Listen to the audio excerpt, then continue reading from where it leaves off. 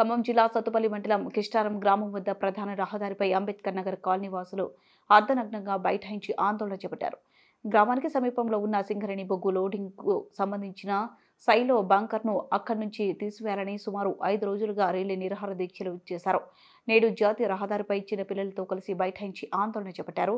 బొగ్గు లోడింగ్ సమయంలో సైలు బంకర్ నుండి వెలువడుతున్న కాలుష్యం కారణంగా అనేక మంది ప్రాణాలు కోల్పోయారని, ఎంతో మంది అనారోగ్యాలు బారిన పడుతున్నారని వాపోతున్నారు.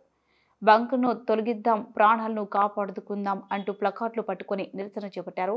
ఇద్దరు యువకులు వంటిపై కాలుష్యం నుండి సేవ్ మీ అంటూ రంగులు వేసుకుని వినూత్నంగా నిరసన చేపట్టారు. గ్రామస్తుల నిరసనతో జాతీయ రహదారిపై ఇరువైపులా భారీగా వాహనాలు నిలిచిపోయాయి.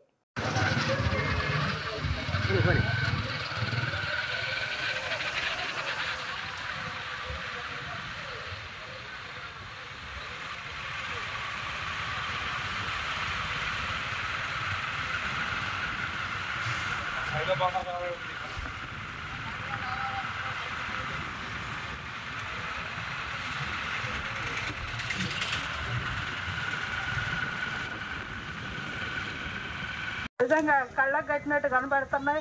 ఇవాళ ఈ సింగరేణి రక్షణ గోడలు కట్టిస్తా అని హామీ ఇచ్చిన ఈ యాజమాన్యం దిగి వచ్చి మన ఎన్నోసార్లు మనం సింగరేణి యాజమాన్యానికి వినతి పత్రం అందించడం జరిగింది.